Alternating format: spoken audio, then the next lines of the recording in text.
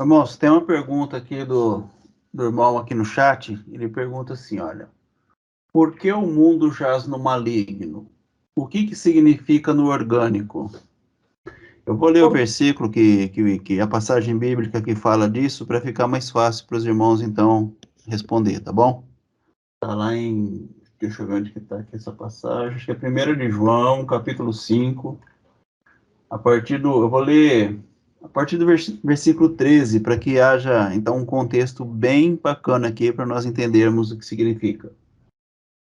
1 de João, capítulo 5, a partir do versículo 13, diz assim: Meu propósito em escrever é simplesmente este, que vocês que creem no Filho de Deus saibam que, sem sombra de dúvida, tem a vida eterna. Então, primeira coisa, vocês têm que entender, eu que estou escrevendo isso aqui para vocês, diz o apóstolo João, vocês tenham, sem sombra de dúvida, a certeza que tem a vida eterna. Então, mais uma vez, esse texto aqui, irmãos, ele tem que ser compreendido de forma real, tá?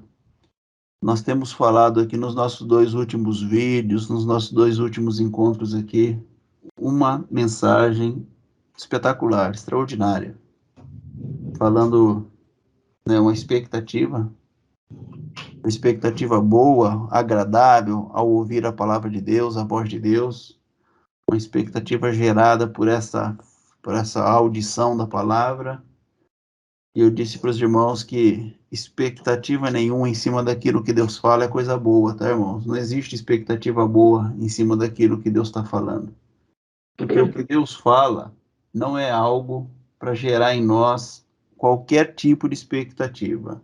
Então, a maioria das pessoas sofre porque elas tiveram uma expectativa a respeito das coisas de Deus. Elas vivem essa expectativa a respeito da vida, a respeito da realidade de Deus, a respeito daquilo que foi falado, daquilo que foi dito, daquilo que foi ensinado. Então, o apóstolo João, ele é muito claro.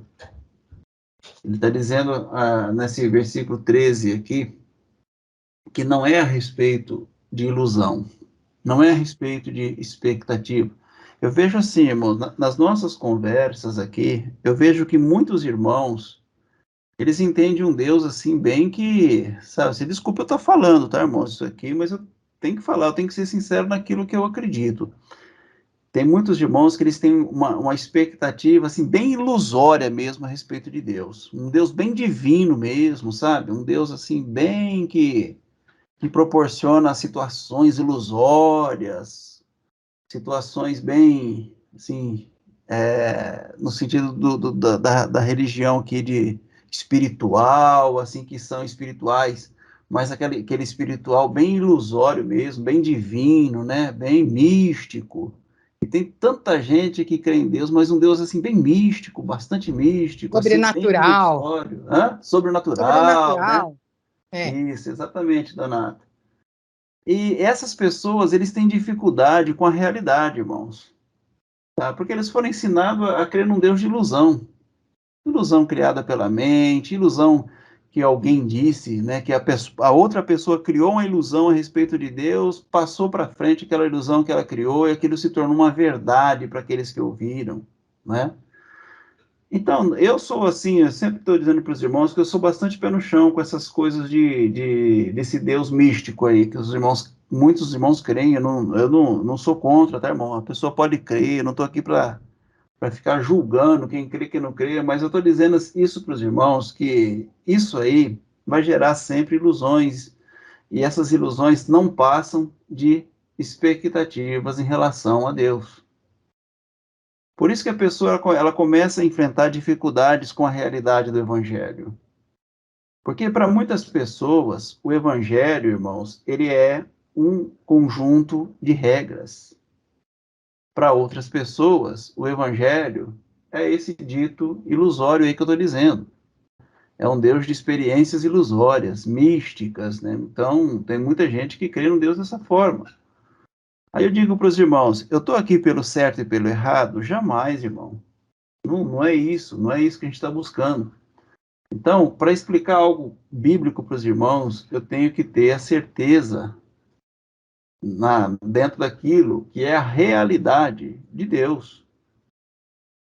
Então, eu sempre vivi, na minha vida, grande parte dela, eu vivi esse Deus de ilusão. Um Deus que eu criava na minha mente, que eu pensava na minha mente, que eu achava na minha mente, que eu poderia alcançar, que eu poderia obter alguma coisa boa dele. Então, eu sempre vivi um Deus de expectativas. Então, essas expectativas em relação a Deus, era Deus que passava para mim? Nunca foi. Nunca foi. Mas eu criava essas expectativas. E eu creio que se os irmãos forem sinceros aqui também, na sua forma de revelação, vocês também devem ter passado por esse momento de viver esse Deus de ilusão, esse Deus de expectativas, Com esse certeza. Deus que fugia da realidade, mas era só expectativa, né, irmãos? É Então era bem místico, era um Deus bem místico. que a gente ia encontrar E só no final da vida, né? isso. E aqui então o apóstolo ele vem dizendo que, olha, meu propósito em escrever é simplesmente este, dois pontos. Eu estou lendo na Bíblia a mensagem, irmãos, que ela, para mim, ela tem sido assim, uma Bíblia mais próxima daquilo que eu creio, tá? A tradução dela traz muito mais realidade em cima daquilo que é a minha proposta de ensinar o Evangelho orgânico. Então, meu propósito em escrever é simplesmente esse. Ele coloca dois pontos para explicar qual é o propósito. Uhum. Qual é o propósito, João, de você escrever essa carta, essa primeira carta aqui? Qual que é o propósito? Ele fala assim, olha, que vocês, esse é o propósito, que vocês que creem no Filho de Deus, então esse é o propósito, tá, irmãos? Que vocês que creem no Filho de Deus, porque tem gente que não crê, tem gente que não crê. Tem gente que crê num Jesus místico, tem gente que crê num Jesus teórico, tem gente que crê num Jesus teológico, tem gente que crê num Jesus histórico. Tudo bem, a pessoa vai crer, ela quer viver por isso, que viva por isso, não tem problema. Mas se você quiser experimentar de fato mesmo, a realidade, tá? A gente está falando da realidade, daquilo que flui da vida, desse exercício de você poder revelar com toda certeza, aquilo que é a realidade de Deus, então você tem que passar a crer no Filho de Deus. É Amém. isso que vai fazer toda a diferença. Então, aqueles que creem no Filho de Deus, eles têm que saber, eles saibam que, sem sombra de dúvida, tem a vida eterna. Sem sombra de dúvida, vocês têm que crer nisso. A realidade, isso aqui, olha como que ele coloca esse versículo, irmãos. A realidade não é ilusão. Olha isso, irmãos. Uhum. Só nessa passagem aqui, só nesse versículo 13 aqui, daria para nós ficarmos aqui conversando horas. Porque Deus, irmãos, ele não é uma ilusão. Ele não é algo místico. É Ele não é real. algo para eu sentir. Ele não é algo para me arrepiar. Ele não é algo para trazer uma expectativa boa a respeito da vida. Nossa, hoje eu estou com uma expectativa grande, né? Em Deus. Então, esse Deus, ele não é. O Deus Pai, ele é uma realidade. Ele é de fato e de verdade, irmãos, real. Amém. Ele Glória a não é Deus. algo místico. Ele não é algo ilusório. Tanto é que a gente tem vários exemplos bíblicos aqui que a gente poderia estar citando. Então, a realidade não é a ilusão. Na presença dele, temos confiança. Então, é o primeiro ponto. Na presença de Deus, nós temos confiança. Confiança é expectativa, irmão? Não, não. Confiança é expectativa? Não, não é. Mas, na realidade, certeza. na presença dele, nós temos o quê? Confiança. Na presença desse Pai, desse Deus, nós temos confiança e liberdade para fazer nossos pedidos, de acordo com sua Vontade. vontade. Então, Amém. o que gera essas expectativas ilusórias na mente, no coração, na vida das pessoas, irmãos? Ilusão. As O que pessoas gera querem isso? que Deus satisfaça a vontade deles. Ilusão. O que gera uma ilusão? O que gera essa parte mística de nós estarmos diante de Deus e servindo a Deus é uma falta de certeza de nós estarmos na vontade de Deus. Então, quando eu não tenho certeza da vontade do meu Pai, eu tenho que criar alguma coisa. Isso é natural do homem, tá? E esse criar alguma coisa, para responder a dúvida do irmão aqui, esse criar alguma coisa é o que é citado aqui como o mundo, irmãos. O mundo jaz no maligno. Essa forma de entendimento, essa forma de pensamento, essa forma ilusória de você viver Deus, de você buscar Deus, essa forma de você entender Deus por meio dessa parte que a gente está dizendo aqui sobre essas ilusões, né, que a pessoa acaba criando, desse misticismo a respeito de Deus, porque o ser humano, ele gosta do místico, irmão. O ser humano gosta do místico. Então, quando você fala uma língua estranha num culto, aquilo ali tem gente que ama, porque tá uma sensação ilusória, né? De algo místico, de algo real de Deus, de algo assim diferente. Para querer Então, se essa língua apoiar. estranha, esse lacanta labachúria aí que o pessoal cita, né, irmãos? Mas isso aí dá um arrepio, né, naquele que está ouvindo. Nossa, Deus está nesse lugar nesta noite, hein? Por quê, irmão? Porque Deus está nesse lugar? Você entendeu aqui a realidade de Deus? Você entrou na certeza da vontade de Deus? Não. É, Eu é como participei a de um culto serpente, místico. a estátua da serpente lá no deserto, lá. É. Então as pessoas buscam, né, essas coisas místicas. Então, quando eu falo isso para os irmãos, eu estou falando no sentido de você entender o que é esse evangelho real. Esse evangelho que nós pregamos, irmãos, ele não é teórico, ele não é teológico, ele não é histórico. Quando eu falo do evangelho, eu falo de uma pessoa. Então, entender o evangelho orgânico é entender o que os hebreus não entenderam. Os hebreus, eles tinham a Bíblia como um apontamento para a chegada da realidade, da verdade.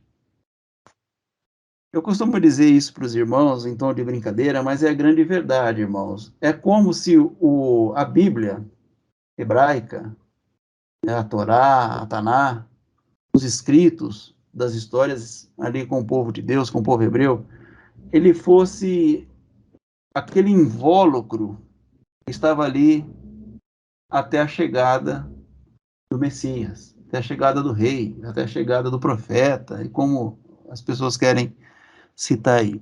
Então, para nós entendermos isso, era como se fosse um ovo que a Ovo galinha botou e é. agora ela está chocando esse ovo. É. A Bíblia é a casca do ovo. A Bíblia significa a proteção daquilo que é a vida, tá? Vida. Que é a realidade. Então, Amém. quando passa 21 dias, o que acontece? O ovo choca, não choca? Socorro. Quando o pintinho sai para fora, os hebreus fizeram o quê? Como a galinha, como a mãe, né? Como o povo que deveria cuidar com zelo daquilo que era a realidade. Eles ficam bravos. É. Quando eles olham para o pintinho, ele fala assim, poxa vida, e cadê a casca do ovo? O que nós amávamos era a casca do ovo, não é essa casca representava, não era o que essa casca ensinava para nós, não é o que essa casca traria de essência, de vida, de realidade para nós. Nós queremos a Bíblia, nós queremos a Torá, nós queremos a Taná. Nós não queremos o que está de essência dentro de tudo isso. Então eles fazem o quê? Eles matam o pintinho e ficam lamentando a casca do ovo que se rompeu para a saída do pintinho. Então essa é uma forma orgânica de estar mostrando para os irmãos o quanto os nossos irmãos erraram na compreensão da realidade. E até hoje, muitos irmãos, eles acham que o evangelho é um conjunto de palavras. Então, alguém pega esse conjunto de palavras, manipula a seu bel prazer, isso aqui, coloca um versículo do lado do outro, um na frente do outro, coloca um atrás do outro e vai gerando parte, vai tomando parte disso aí para justificar o Deus ilusório que ele criou.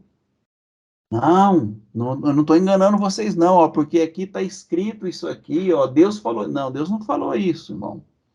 Isso aí está escrito de fato, mas não é o que Deus falou. Não é o que Deus falou. Então, até nós entendermos o que Deus falou e o que está escrito, tem muita distância. Porque muitas coisas do que está escrito foram pegos ali daquilo que está escrito, tirado de contexto, tirado do espírito correto e aplicado como verdade, e nós abraçamos, vivemos e comemos como se fosse de fato a verdade. E achamos que aquilo ali era o evangelho. E vivemos como que aquilo ali fosse o evangelho. E hoje você apresenta um evangelho orgânico, vivo, uma pessoa, e aí aqueles que ouvem isso falam que a gente está enganado. O evangelho não é essa pessoa, que o evangelho é um conjunto de leis, é a casca do ovo que é o evangelho, não é o que isso significou, não é aquilo que é a propriedade viva que sai dessa casca. Então, para nós do evangelho orgânico, evangelho significa a vida do Filho de Deus.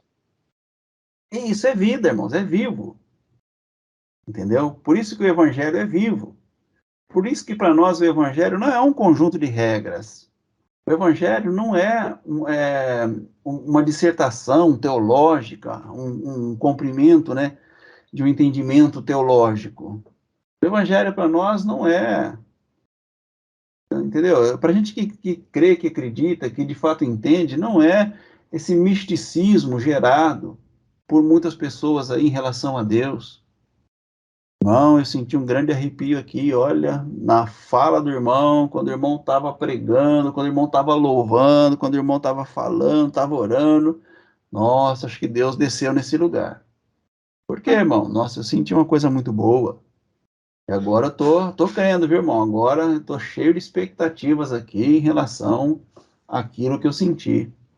Então, isso aí, irmãos, pode até ser bom.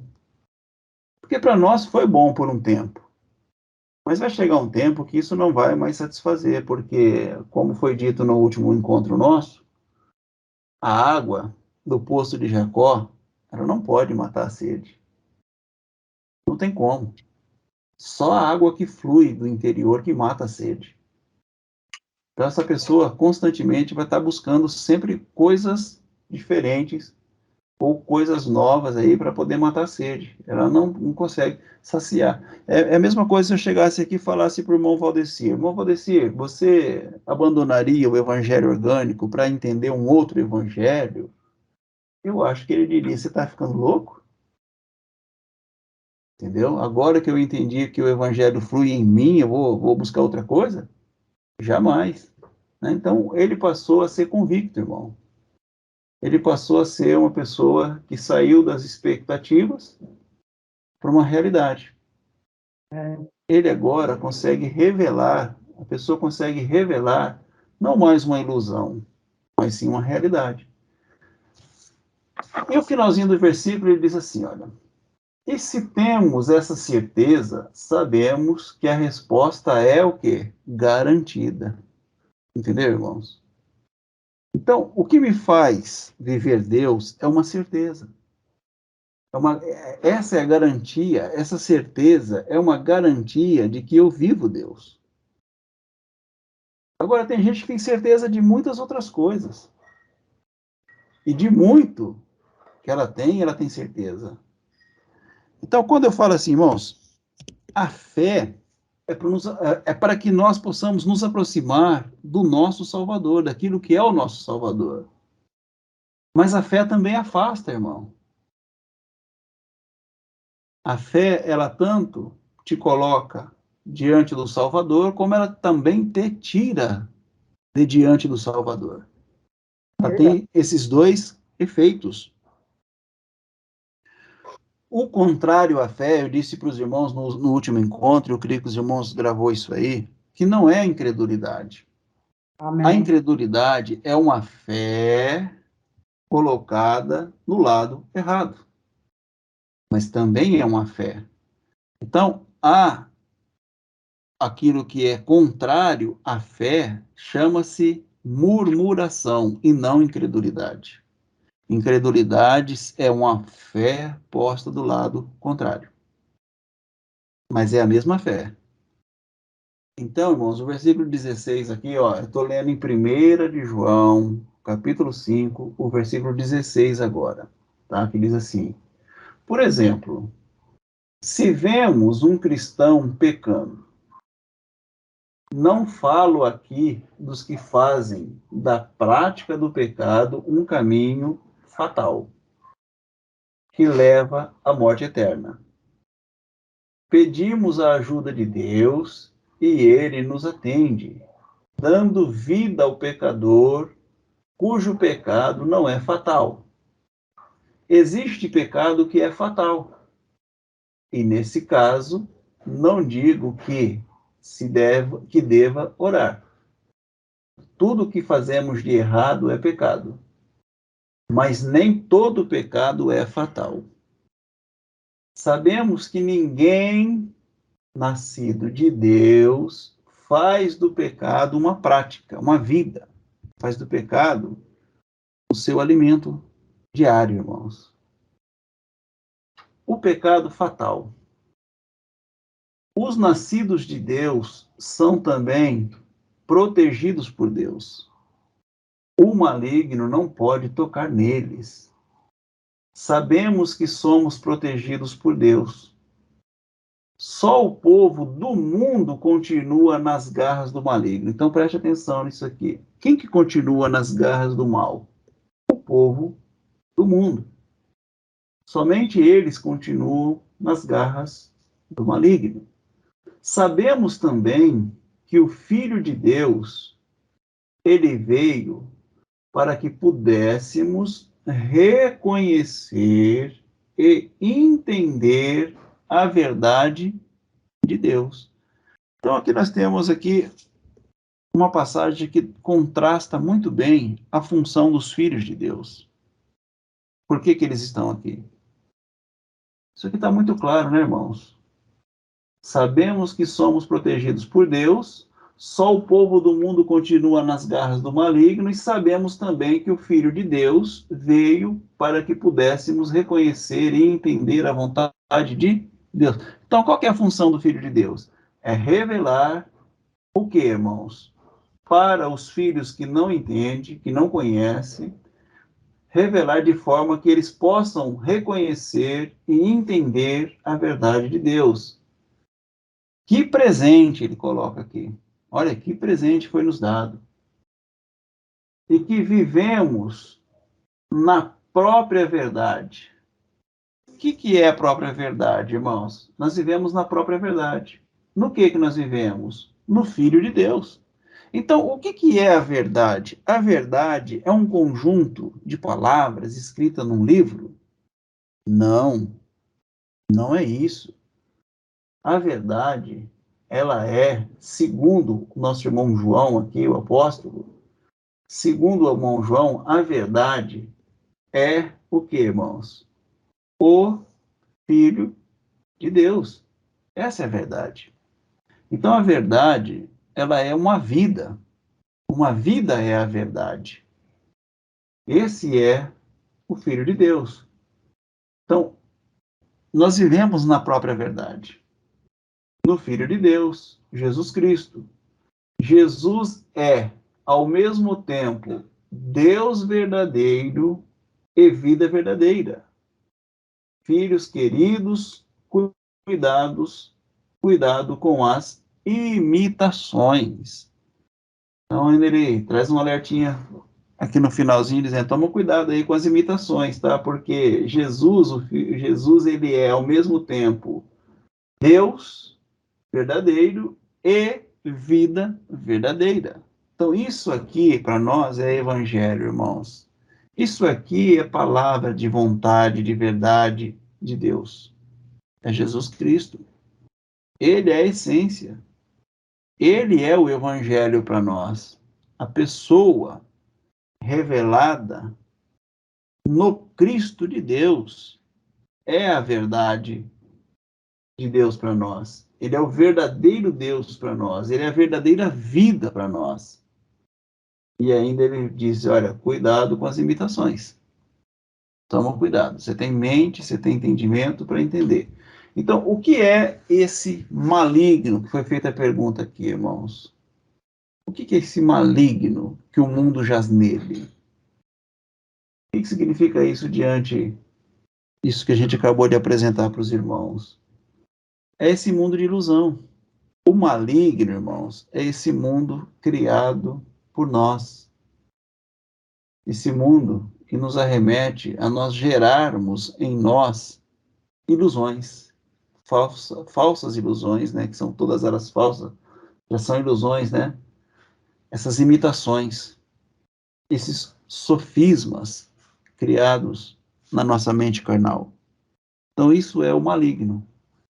Então, segundo o que a gente pode responder para o nosso irmão aí, o mundo jaz no maligno, é que todo aquele que vive de ilusão, irmãos, de expectativa, esse não está diante da realidade de Deus. Porque a realidade de Deus é que o Filho, ele é o próprio Deus, e ele é a vida eterna, o verdadeiro Deus e verdadeira vida. Então isso é o Filho, isso que é o que nos tira da ilusão desse mundo, né, místico que as pessoas acostumaram a viver e que elas amam tanto, né, e não querem largar de jeito nenhum. Amém? Então nós estamos falando aqui de uma possível realidade e também de uma possível forma de viver, de expectativas diante das coisas de Deus. Os irmãos têm todo o direito, né, de escolha e têm liberdade para escolher a forma como vão viver, o jeito que querem viver. Mas eu digo que esse caminho, essa verdade, revela de fato a vida. E essa vida, ela é verdadeira, e esse Deus, ele é verdadeiro, ele não é de ilusão, ele é real, ele é algo substancial, ele é a própria realidade, ele é a própria verdade, ele é a própria eternidade.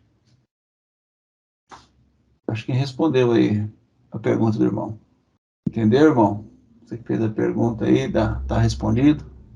O maligno, então, é essa condição, viu, irmão?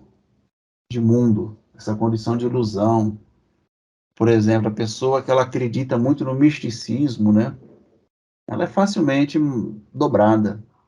Ela entra muito fácil nessas imitações aí, de que é Deus falando, de que é Deus movendo.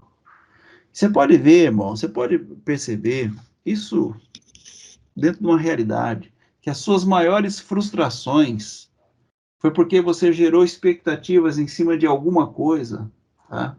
Você gerou, assim, tantas expectativas em cima de alguma coisa, e depois, quando não dá certo, aquilo ali, o seu mundo cai. Você fica sem chão. Mas foi Deus que mandou você gerar expectativa? Não foi. Em nenhum momento Deus falou para que você gerasse expectativa.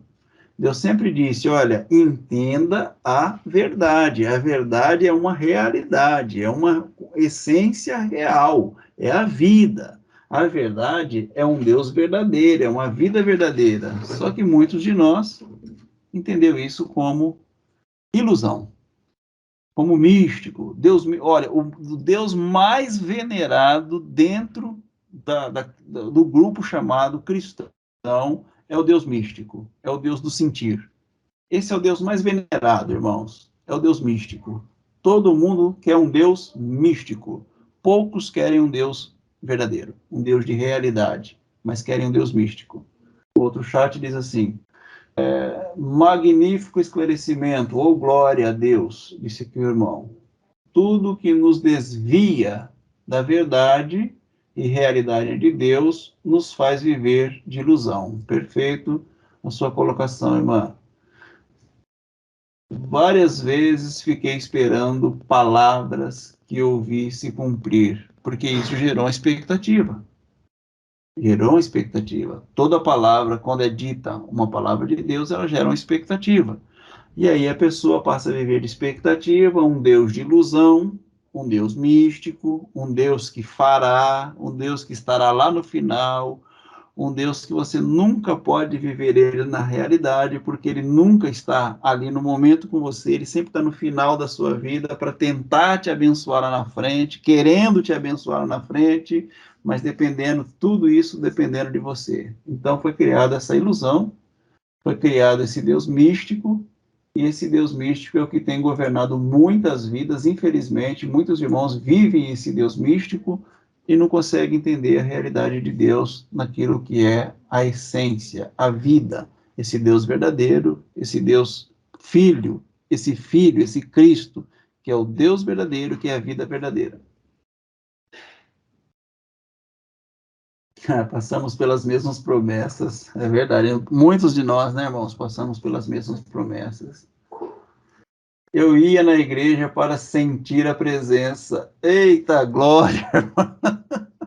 Isso sim é ilusão, hein? Isso sim é misticismo. É verdade, mas quantos de nós não passamos dias buscando esse contato para sentirmos a presença de Deus? E nunca entendemos a realidade, nunca entendemos qual que era ali a essência mesmo, a vida do Filho sendo revelado, né, irmãos? Infelizmente foi isso que aconteceu conosco. Foram anos perdidos, ou não também, né? Diante de ilusões de um Deus totalmente místico, né? De um Deus ilusório, de um Deus que nós buscávamos. E quando isso não acontecia, saía de lá pior do que tinha entrado. Olha, mas isso é uma verdade. Quando a pessoa que é movida pelo misticismo, irmãos, ela não tem nada que acontece que possa alimentar o seu misticismo, o que acontece? Ela se frustra. Então, a pessoa ela busca tanto misticismo que depois ela se frustra nas suas expectativas. E tem muita gente, irmão, que a gente está falando do evangelho orgânico aqui, que ela é mística até hoje, viu? Ela acredita mais no misticismo do que na realidade do Filho de Deus. Mas chegou o tempo de vivermos a verdade. Glória a Deus por isso, né, irmão? Glória a Deus mesmo. Essa presença, entre aspas, é como se fosse um carimbo de quem é ou não fervoroso. Verdade, irmã Viviane, isso aí era visto assim mesmo. Então, eu fui da igreja pentecostal e lá tem tanta coisa disso, né, irmãos? Os irmãos sabem disso que a gente está falando, né? Isso significa ter mais ou menos Deus na vida. Isso, eu digo para os irmãos que isso não existe, tá, irmãos? Esse negócio da pessoa ser mais espiritual que a outra, isso nunca existiu e nunca existirá. Não existe ninguém que seja mais espiritual do que o outro. Isso não existe, tá? Na minha compreensão, isso não existe. Então, nós passamos, irmãos, o tempo de criança, nós deixamos o tempo de bebê, o tempo de alimentos, né, de sermos alimentados nas nossas expectativas e motivados nas nossas expectativas, nas nossas ilusões, nos nossos achismos, nos nossos misticismos, nas nossas experiências místicas com coisas fora, nós deixamos esse tempo para sermos movidos em um tempo de convicção, em um tempo de convicção, em um tempo em que nós cremos na realidade de um Deus real, que tem uma vontade real e que revela a sua vontade real no Filho. É isso que fez toda a diferença no meu viver, e eu creio também que isso fez a diferença no viver daqueles que entenderam isso. E está fazendo, e vai fazer muito mais ainda, diferença no viver daqueles que entendem essa vida a partir do ser. Ainda por cima, pregam que devem buscar mais a Deus, pois se não sentir, há algo errado. Af, é verdade, irmão. Eu digo para os irmãos, quando os irmãos contam suas experiências aqui, eu ouço, tá, irmãos? Eu ouço as experiências dos irmãos, eu creio que os irmãos falam isso por verdade mesmo, porque viveram isso, sentiram de fato isso, mas eu nunca senti nada, irmão. Eu sou sincero em dizer para os irmãos, eu nunca vi um demônio, eu nunca vi um espírito, eu nunca vi um Espírito Santo, eu nunca vi um espírito do capeta, eu nunca vi algo sobrenatural, eu nunca vi nada. E quando eu pensava ter visto, eu ia lá e constatava que não era o que eu pensava ter visto. Então, eu sou uma pessoa, assim, muito, muito, muito pé no chão. Muito, irmão, muito. Então, quando acontece qualquer coisa, né, eu procuro sempre estar olhando para aquilo ali como algo natural, não sobrenatural. Então, eu não busco muito o sobrenatural, esse místico, tá, irmãos? Embora eu creio no sobrenatural, que é a realidade, que é realmente a vida, essa de Deus, que não tem nada a ver com misticismo. Essa não é a vida que eu levo, que eu creio, que eu acredito e que eu vivo e que dela eu me alimento. Eu não me alimento desse tipo de vida, desse tipo de entendimento, não. O outro chat diz assim: sim, irmão Orlindo, mas na igreja as pessoas medem Deus na vida alheia, quando Deus se manifesta. Então, esse manifestar de Deus aí, o que está mudando na pessoa, irmão? O que muda a vida da pessoa esse manifestar de Deus? Aí que tá, né? O que é transformado na vida dessas pessoas que têm se manifestar de Deus? Gerou nela mais expectativa, gerou nessa pessoa mais condições de bebezinho, de criança, expectativa, ou gerou de fato um movimento convicto de que Deus ele está no ser dela? Ou está lá dentro da igreja, em cima de um púlpito, ou em algum objeto? Então tem tudo isso, tá, irmãos? Depois que passei a ver a Deus como Ele é, passei a viver. Louvado seja Deus, irmã Viviane. É assim mesmo que os irmãos, eu acho que contaria aqui de suas experiências, que passaram a ver Deus como Ele é, você passa a viver Deus de fato. E você também, como você é, né? Não adianta eu enxergar Deus como Ele é e eu não me enxergar como eu sou. Aí também fica uma distorção aí. Eu preciso me enxergar em Deus e enxergar Deus em mim. E aí está tudo pronto, está tudo preparado, tudo completo. E aí sim eu tenho condição de revelar organicamente a verdade desse Deus que é verdadeiro e desse Filho que é verdadeiro e dessa palavra que é verdadeira. Tô gostando de ver o pessoal do chat participando também. Bastante, é. Que bom. Irmã Creuza, quer falar alguma coisa? Não, Arlindo, tudo que você falou aí é o que a gente já entendeu, né? Quando a gente tinha dúvida, né, de estar no mundo, sair do mundo, a gente imaginava que fosse quando você morresse. Mas não é, esse mundo está dentro de nós, esse mundo é o nosso entendimento. A partir do momento que você entende a árvore da vida, você não vai sair desse mundo. Você vai ser transformado a sua mente, né? E valorizar esse pintinho e não a casca do ovo. Amém? Amém, irmã Creuza. Irmão Paulo Pageno, quer falar alguma coisa? Olá, boa noite a todos. Estava Boa ouvindo noite. aí. Gostei muito dessa ilustração ali da casca do ovo. É uma coisa engraçada, né? E realmente é bem assim mesmo, né? Eles ficavam, né, discutindo pelaquilo que era sombra e não observavam aquilo que era real, né? Cristo veio ali, como Cristo se revelou lá para aquela mulher e disse assim: se tu soubesse quem está aqui, tu pedia para mim água, né? Então, se o povo de Israel, né, botasse isso na cabeça, né, que quem estava ali não era aquilo que estava coberto pela casca, né? Ele disse: não lesse na escritura que ela de mim falava? Quer dizer, a casca do ovo testificava que ali dentro tinha o ilustrado, né, o pintinho, mas dentro dessa casca, quer dizer, dessa escritura, tinha a palavra, tinha o verbo ali, que se fez carne, né? E eles rejeitaram a luz e continuaram com a casca, continuaram com, como diz, idolatrando, né? Idolatrando a casca, idolatrando a lei. E hoje em dia é a mesma coisa, as pessoas ficam brigando e discutindo pelo que a letra diz e não observa o real.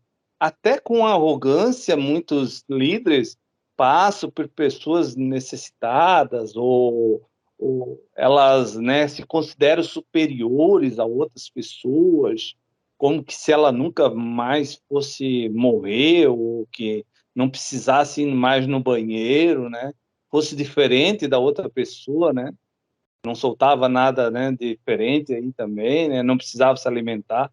Elas se consideram superiores, né? Então, como diz, né, místico, homem de Deus, ungido do Senhor. E, na verdade, isso não tem nada de acrescentamento na vida de qualquer pessoa.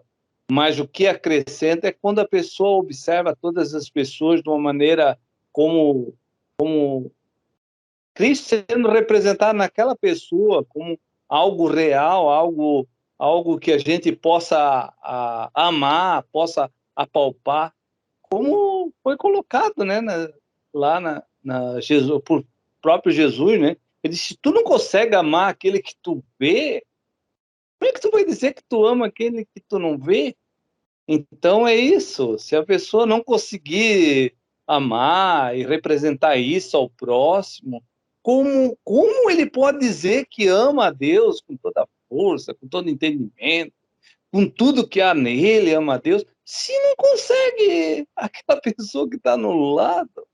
Então é o dito, brigando pela casca. Eu gostei muito, eu ouvi ali, eu fiquei pensando, meu Deus, que ilustração maravilhosa. Mas tem gente que não entende, mas, cara, isso caiu que nem uma luva, cara. Eu entendi claramente, é realmente.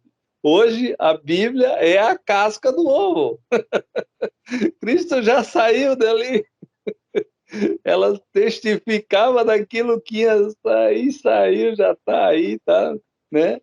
É o Deus, é o Emanuel, né? O Emanuel, o Deus conosco.